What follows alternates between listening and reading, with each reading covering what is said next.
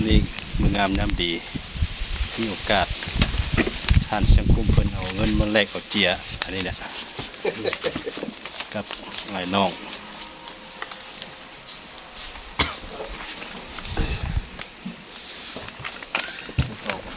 ใบนี่สองใบนี่มา เอาเชียร์นี่เนาะเนี่ยออกเลยแทนเอานี่มาเปลี่ยนเอาอันนี้วะ เนี่ยโอเคเข้าใจเฮงรวยเฮงรวยเด้อไปกระสบมันมาไปทำไปคุณคำคุณให้แต่ละคนเด้อ จุกไปจุกมาห้าเด้ในบ้านโอ้ในบ้านมาหาแม่จะไปกวนแม่เราจะลุ่มยุกระตั้งอีนมเลยมาหาไหมเยือนกุลนะมึงเมาแล้วไปเลยนี่บรรดาไอ้น้องหมู่คู่สหายอยากเพื่อนมีความยินดีและดีใจละลายได้มันกี่บาทมาหากูได้ป่ะบรรดาเสื้อสหายหยาบดีใจละลายเห็นป่ะจ้ะเด้อไอ้ใหญ่ขึ้นกับมาจะต่อกันมันนี่แล้วมันย้อนเสียได้บ้านแล้วเจ้ามันโมเมนต์แต่รุ่นน้องเลยรุ่นลูกรุ่นหลานอีกไหนรู้เรื่องกระตานะกูโทรมึงมากูได้ป่ะสืบทอดเลย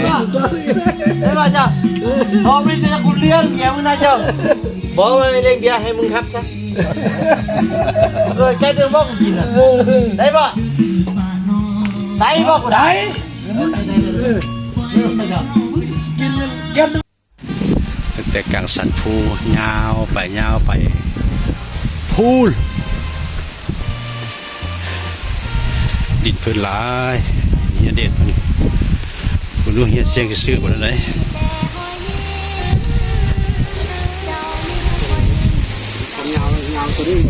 วันนี้เนาะยาวมันนี่เนาะขึ้นไปกลางสันเนาะ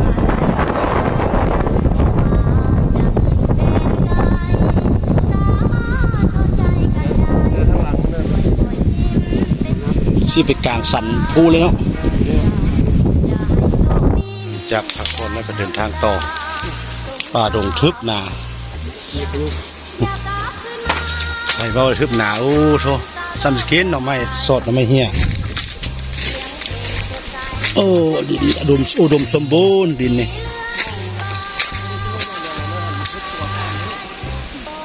แน่นหนาถาวรทึบกว้างโอ้ในบ่อน้ำเหือหนึ่งกว้างหลาย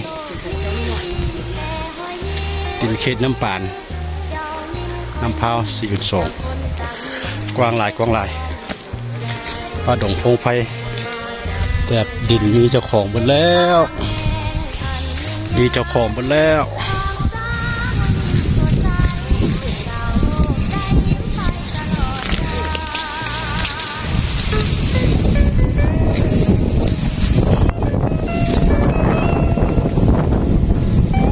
ถึกไฟเลื่อมอุ้ยใบนี่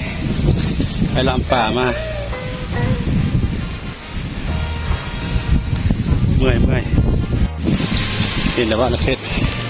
รอบสมองจะเห็นละเขตนะบอลจะบอกตอนนั้นเนาะละเขตที่ดิเกี่ยวไปที่นี่ให้ลูกค่อยๆต้นกระต่อไกลไปฮักคนสวยผักสันยังผู้ดอยไม่สาบหมดแล้วไม่สาบมันก็สับกับมันย่างหมดแล้วมันมีมันนี่อะไรครับเห็นละเขตแล้วครับ